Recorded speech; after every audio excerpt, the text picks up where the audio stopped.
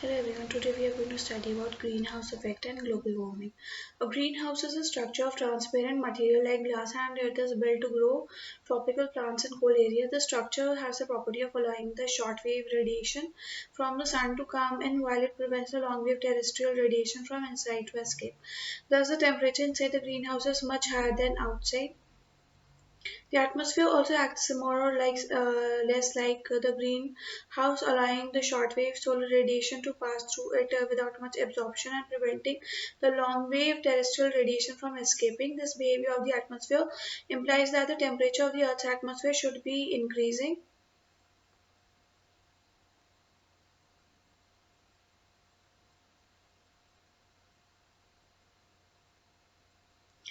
However, the temperature of the atmosphere remains more or less constant, and this is achieved by means of atmospheric heat balance. Like the surface of the Earth, the atmosphere also behaves like a black body and radiates all energy received in the form of shortwave radiation from the sun and that received in the form of longwave radiation from the ground. As mentioned above, the atmosphere receives most of the heat energy in the form of long-wave terrestrial radiation from the Earth's surface. Much of the absorption of the terrestrial radiation in the atmosphere is done by carbon dioxide and water vapor. If the amount of such constituents of the atmosphere increases, the amount of energy retained in the atmosphere will increase and the temperature will rise. The effect of the increased amount of heat absorbing components of the atmosphere is called greenhouse effect. It is due to this effect that cloudy nights are warmer. Burning of fossil fuels in large amounts leads to increased amount of carbon dioxide in the atmosphere. Due to this, it is believed that the average temperature of the Earth's atmosphere is increasing. It is nowadays believed that the increasing amount of carbon dioxide in the atmosphere may lead to a general rise in the temperature of the atmosphere called global warming. It is feared that an increase in the temperature of the Earth's atmosphere will lead to melting of ice in the polar regions. According to some studies, the area of the polar ice sheets is shrinking. Melting of the polar ice will lead to rise in the sea level, and even a marginal rise in the sea level will lead to large-scale submergence of land in the coastal areas. Changes in the global climate may cause wide variations in cropping patterns the world over. However, it may also be argued that with the increased temperature, the plant growth will also become more vigorous and it will lead to the use of large amount of carbon dioxide by the plants. Hence, the amount of the carbon dioxide may not rise too much. Hence, the phenomena of global warming is too complex and not much can be predicted conclusively in this regard. Distribution of temperature. The temperature in common parlance refers to the temperature of the air close to the ground. The most important cause of atmospheric temperature is the energy received from the sun. Though the sun radiates a large amount of energy, the earth receives only about 1 upon 2000 millionth part of the total energy emitted by the sun. A large part of the energy emitted by the sun is lost before it reaches the top of the earth's atmosphere, and nearly half of what reaches the top of the atmosphere fails to reach the ground due to the atmospheric losses such as absorption, scattering and reflection. The earth does not absorb even the total incident energy and a part of it is reflected back to the space. Only the remaining incident energy after the reflected energy is absorbed by the surface of the earth, due to which it gets heated up. The atmosphere of the earth air does not heat up directly as solar radiation is in the form of short waves and the air cannot absorb much of it. The earth absorbs the short wave energy and then radiates it in the form of long wave terrestrial radiation that can be absorbed by the air. In fact, the air heats up on coming in contact with the surface of the earth. This fact explains to a great extent why it is cooler as one goes higher up. The temperature differs from one part of the world to the other. Since insolation is the basic source of energy for the Earth's atmosphere, the distribution of insolation determines the basic pattern of horizontal distribution of temperature on the Earth: latitude, altitude, distance from the sea, aspect of the surface, and the nature of the surface in terms of its heat absorptiveness are the most important factors affecting the distribution of temperature. Global distribution of insolation is the basic control of horizontal distribution of temperature. As mentioned earlier, latitude determines the amount of insolation received at a place on the Earth's surface. Therefore, the distribution of temperature also allows the same latitudinal pattern, highest near the equator and the tropics, and the lowest near the poles. Altitude is the second major control of temperature of a place. Since the atmosphere gets heated through the air coming in contact with the heated surface of the earth, the air closest to the surface is the warmest and the temperature decreases with increasing height above the sea level. Temperature also depends upon the nature of surface. All the incident energy is not absorbed by the Earth's surface. A part of it is reflected and is lost due to reflection is called the albedo. The albedo varies from one type of surface to the other. Fresh snow may reflect as much more than 90% of the incident insolation if the angle of sun rays is very low. Water bodies have a low albedo if the sun rays are vertical or nearly vertical and if there are no movements in the water. However, the albedo may increase to as much more than 75% if the angle of incidence of sun rays is lower than 75 degree and if there are movements in water. Land surface has generally the higher albedo than calmer water bodies. However, the actual reflectance of the land surface varies even with the variation in the color of the rocks and types of plant cover. While dry sand surfaces have an albedo amounting from 35 to 45%, dark moist soil reflects only about 15% or even less of the incident solar radiation.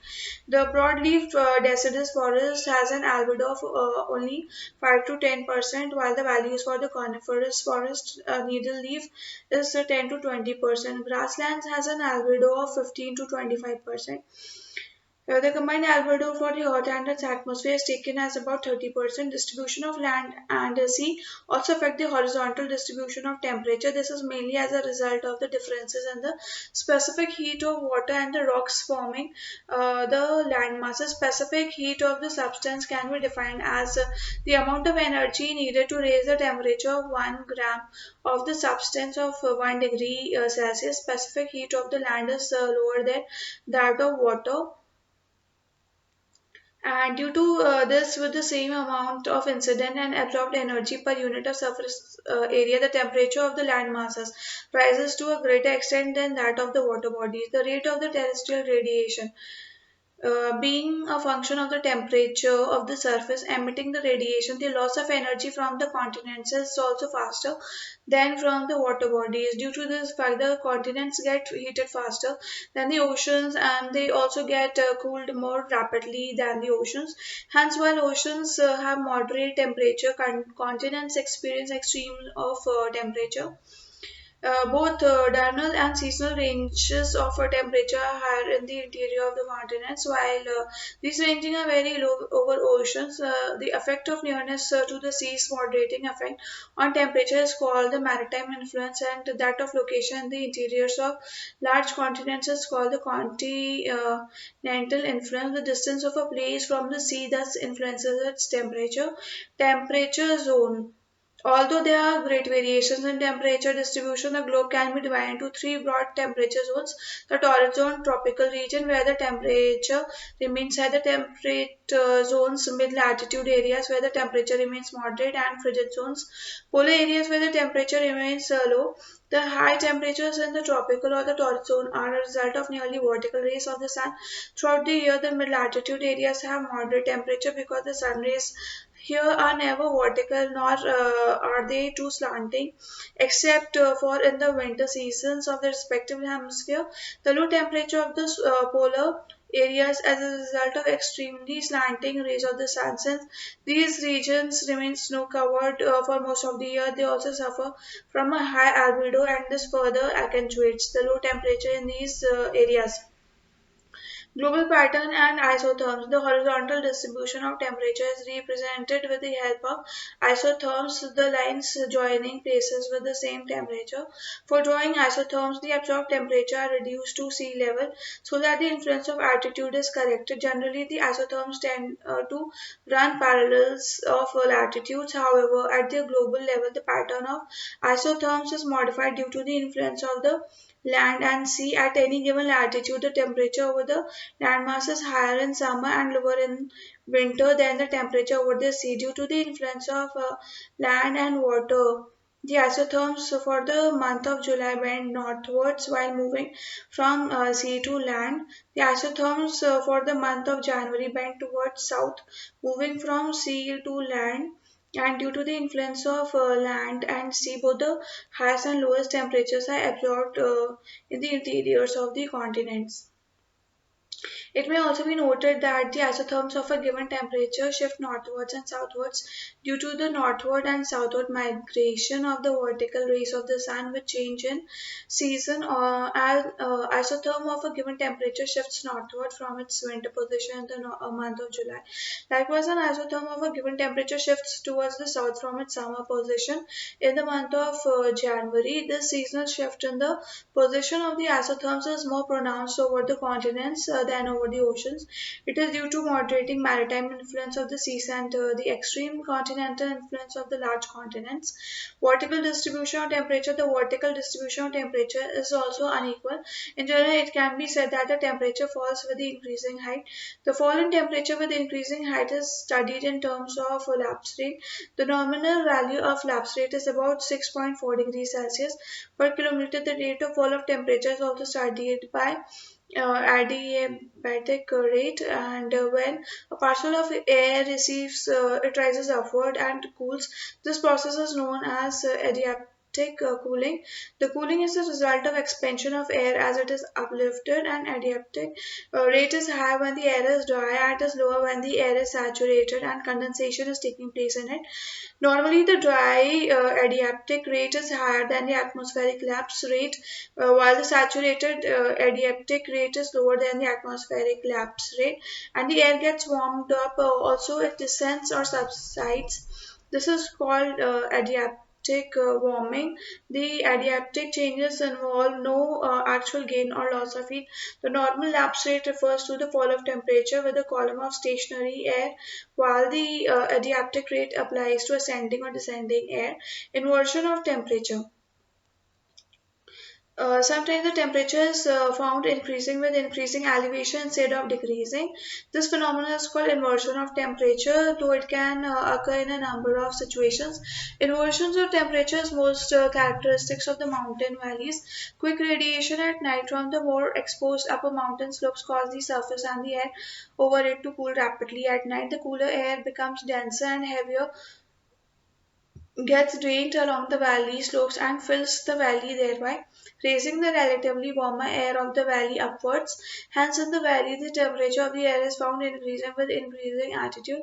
This type of inversion can be called drainage inversion. Drainage inversion in the mountainous regions causes frost in the valley bottoms due to those areas being occupied by the cold air, and however the valley slopes over which the warmer valley air uplifted by the cold air drainage into the valley is resting remains from free from frost. It is one of the reasons that fruit orchards in the mountains are laid on valley slopes rather than in the valley bottoms that are prone to frequent winter frost. Inversion also takes place in areas where rapid radiation leads to cooling of air close to the surface, where the air at a higher elevation may still remain more energy and be relatively warmer. This type of inversion is common in plains in winter season and is called the radiation inversion. And the third type of inversion, advection inversion, occurs when air from a warmer area blows over to a colder surface, and due to coming in contact with cold surface, the lower layers of the air, thus invading an area of lower temperature, will be cooled while the upper layers will be retaining some warmth. Hence, such an air mass will be characterized by inversion. Air masses blowing over a snow surface from relatively warmer area experiences this type of inversion. Inversion is common also in areas where air masses with the contrasting thermal characteristic converge against each other. As warmer and colder air mass converge, the cold air being heavier and lifts the warm air up, and inversion takes place. The warm air being lighter has a tendency of rising over the cold air, and that will have a tendency of remaining at the ground. Such inversion is called frontal inversion and is characteristic of the latitudes where cold polar air masses and warm subtropical air masses converge against each other in the belt of the subpolar low pressure. This type of inversion often leads to foggy conditions.